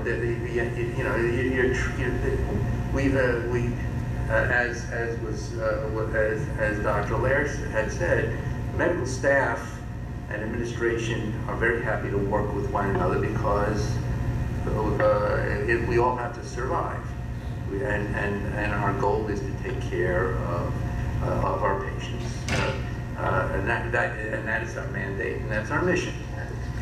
The other thing that had happened just historically with regard to the medical staff's own counsel. The only people that can serve on committees and are mandated to serve on committees are the physicians. Physicians have to perform that service. They get a little stipend now, which doesn't pay for the gas to come to a committee. This was and I know I'm not supposed to say a quid pro quo, but the physicians are taking the most valuable thing that the physicians have is time. And they're taking their time from their lunch and others, etc., to sit and function on those committees that we are mandated to have. It was years ago. The agreement was that the hospital would provide the payment for independent counsel of the medical staff, in part to offset the need for the physicians to provide that service basically for free. It was free care. The physicians are the only ones who can do that. Whether it's credentialing, whether it's pharmacy and therapeutics, The physicians are the ones who provide that service. Historically, that was the reason that the hospital provided the funding for independent counsel. That's all I'm going to say. So moving forward, you're saying that if we use independent counsel, we need to finance that ourselves? From the medical staff office, yeah. But that's in direct violation of the bylaws, and you're deciding unilaterally, which is also in contradiction of the bylaws. So, I was telling someone this the other day. The bylaws really should be a reflection of what we come together jointly. And unfortunately, there's certain things, you could put something in the bylaws. In fact, I've seen it before. You could put things in the bylaws that are actually illegal. At one place I worked, I won't mention where it was, but a long time ago, it was in the bylaws that a non-registered nurse could do an OB triage. It was in the bylaws. We changed it, and I've heard some of the same similar things. The OB physicians were complaining because they didn't want to come in, and that person can do it. Well, no, you have to be a registered triage nurse. You have to have that piece in your bylaws. It wasn't. So, while something is in the bylaws, there is also state statute that the hospital has to abide by for several different reasons. One of them is economic viability. One of them is maintaining regulation. So ultimately, the main goal is we need to have our bylaws match our practice. And we should be, I think the biggest problem here is we haven't been historically on the same page in terms of what it should be. But this isn't a legal issue, it's not a compliance It's not. issue. No, this is a This business. is a financial issue. This is a business decision, yes. That was actually going to be one of my questions. A lot of these things, we're frequently given the message that we have to do it. Legal, It's a right. compliance, CIA, or protect agreement issue. But now it appears that's not the case. So- It seems to be more, these are business-based. Yes, so I will commit to you, I will not hide behind an excuse of it's legal and it's compliance, and unfortunately, and I want to apologize on behalf of legal and compliance because I think they get blamed a lot. And sometimes, yes, sometimes it is the monitor that's doing something above and beyond the CIA. Sometimes it is the CIA, sometimes it's the law. Or sometimes it's a business decision. In this case, it is a business decision.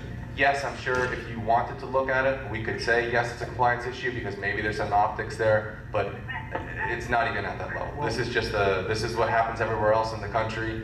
I think even your legal counsel will probably tell you it's standard. Right. It's, And I understand that, but that kind of begs the question, if this is purely, because we frequently told that, there's a conflict between our bylaws and and compliance and the corporate integrity agreement. Yeah. Okay, so we blame everything on legal. Right, sorry. But now we're being told this is strictly a business decision. But the bylaws, and now, I don't know, I wish Amy were here, I understand that the bylaws are a legal ratified document, right? Is that true? They are.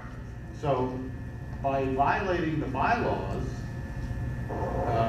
and the reasoning is a business decision, you're basically breaking the law. I don't want to use the term breaking the law, but you're violating a legal document. So I had this conversation with Amy wanted to give her the heads up at first, and we spoke about the fact that it would be in direct conflict of the bylaws, and she understood that hospitals have the right to do that. Unfortunately, like I said, there's certain things that you can put in the bylaws that if we broke would be breaking the law. And then there's certain things that you can put ancillary to those in the bylaws that are, you can't put something in the bylaws that forces a hospital facility to do something that's not necessarily always proved to be in the best interest of the facility. And vice versa. And vice versa, absolutely. Vice versa. That's Absolutely. why bylaws are created by a bylaws committee that's made up of administration and medical staff. Yes. So, why am I doing this? Because, I'll say this was my decision. I'm doing this because I don't know that in the future I could be able to explain to someone why did I support something that is clearly not industry standard. And could there be a conflict there? Sure. Like I said, this is not a material dollar amount. It's certainly not. this is more about how should a hospital system that's going through accountability concerns, how should it be structured? And there's going to be a lot of things that benefit, and there's going to be a lot of things that are a takeaway. And my job is, I've been through systems as a turnaround that haven't had structure. I've seen how systems with 400 hospitals operate, and my job is to come in here and see what can I implement that's best practice that will work for the facility without causing too much disruption. But to me, it sounds like, it's like saying, I don't really like the law, so we're not going to follow them. And aren't the bylaws just what they say, the law, bylaws? Well, Parties, bylaws. like I said, you could put stuff in bylaws that are illegal. I'm sure you can. So I mean, it's See, that's where I'm a little confused. Is what is the purpose of even having bylaws if at any given time an organization can say, oh, it's like having a law that somebody doesn't like, so they're just not going to enforce it. So the bylaws are supposed to govern the operations of the system. But there's times where if the bylaws are in direct conflict with what it would take to become compliant, regulatory, best practice, etc., and the ultimate goal is, what is it going to take to make sure that this healthcare system stays here for the physicians, for the employees, and for the patients? Best practice will get that. And that's, frankly, all I'm trying to do. I'm sure there's going to be things where you're going to, I'll give you an example, the call pay thing, right? We're trying to change for the FMV. That's no skin off my back. You're getting the dollar amount anyway. This is a best practice. And in this scenario, this best practice is very likely going to benefit the range of the fair market value of what physicians get paid. So there's certain scenarios, I'll tell you right now, you're going to like some of them, you may not like. Right, but that's where I'll use the word negotiation. It's a two-party system here. I mean, yeah, sure, you may want to change this because it's better for business, but again, you have to bring the other party in to say, hey, we need to change this. We need to explain why, and not just say this is it, take it or leave it.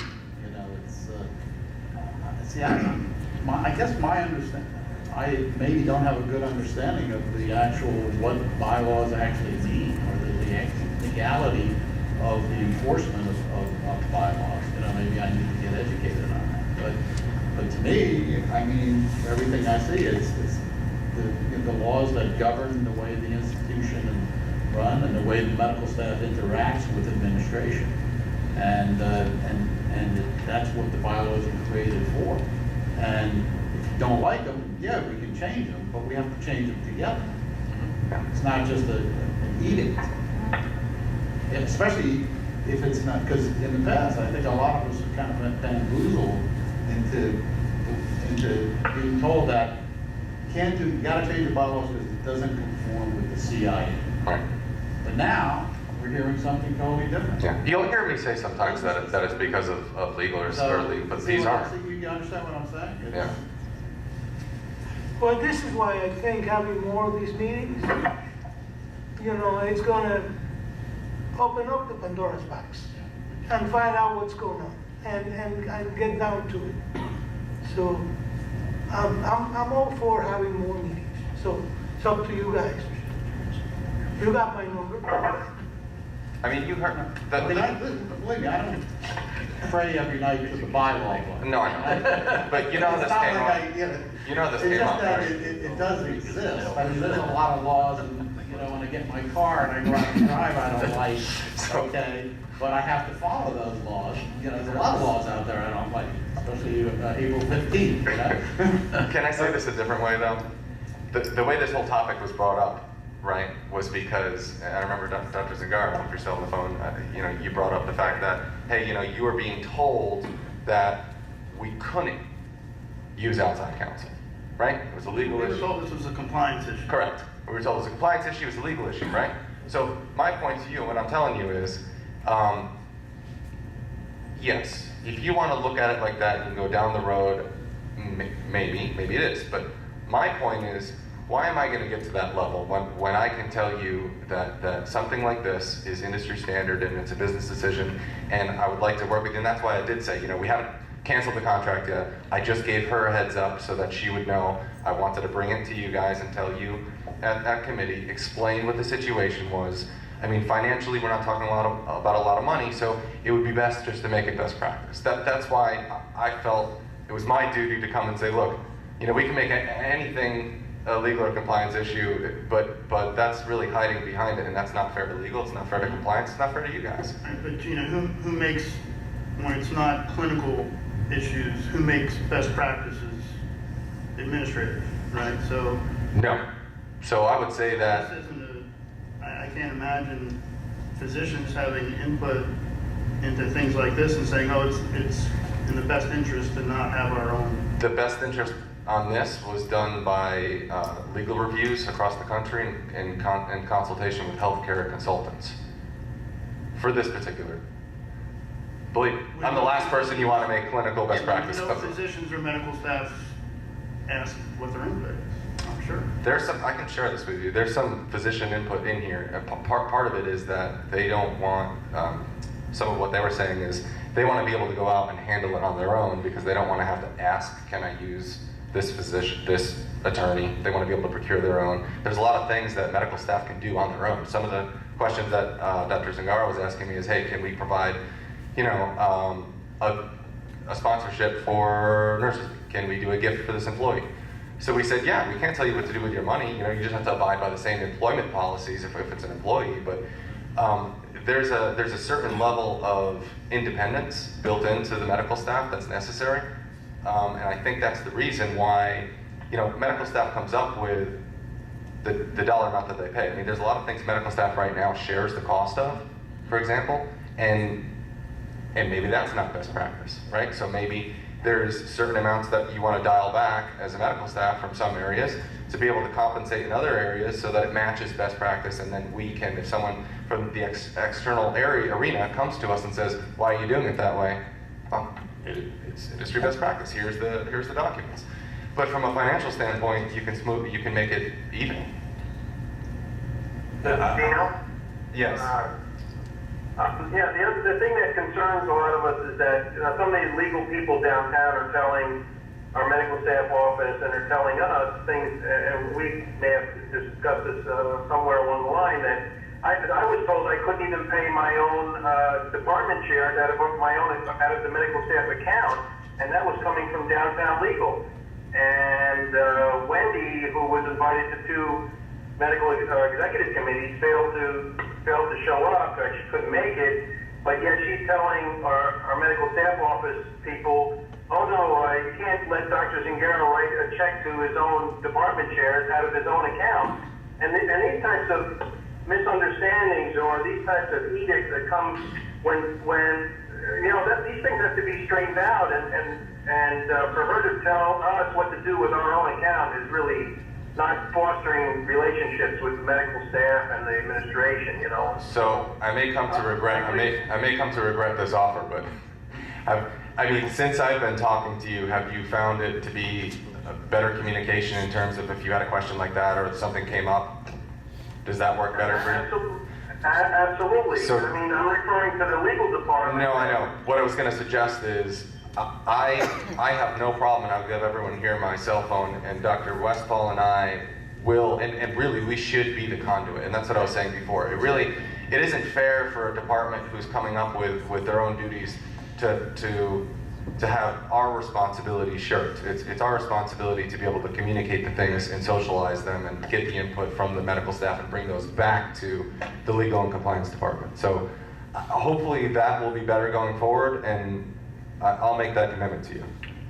It has been. Dan, I appreciate it. Thank you very much. Thank you, Doctor. Yeah, we'll go ahead. I think that for the purposes of tonight, it's getting along here. It's past 11:30.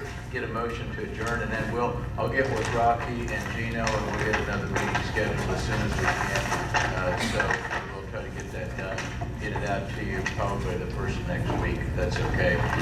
And I would strongly encourage too, because we used to have a unified medical staff meeting. When I was the chief of staff, and I chaired this meeting when I was chief of staff, We had some great, when Bill Duke was our legal counsel, we had some great meetings, and he gave us some solutions, and then that came in, it actually came right before the joint conference committee.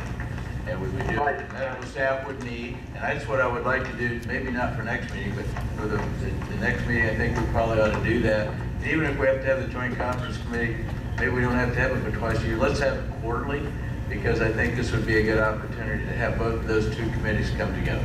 That would be my suggestion. So can we get a motion to adjourn? Yeah, before you, I just want to tell you, I haven't heard that name, Bill Duke, in a long time. He was a great guy. He was one of the best medical Yeah, staff great hair. attorneys I've ever dealt with. Fine attorney. Until I met Monty. All right, so do I have a motion to adjourn? I'll make a motion. Thank you, Dr. Dr. Rodriguez, your Dr. Jones, you want a second? Your cousin All in second. favor? Your cousin second. All right, we adjourn. Thank you very much. Thank you. Thank you. Have a nice evening. Thank you.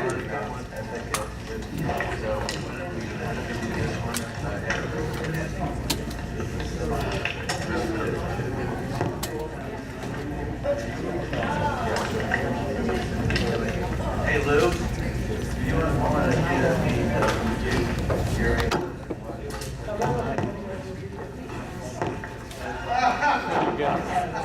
Interesting. Frankly, I wish I'd known that when the conversation started. Listen to it. Well, no, I would have understood, like when you say you're 9 months now.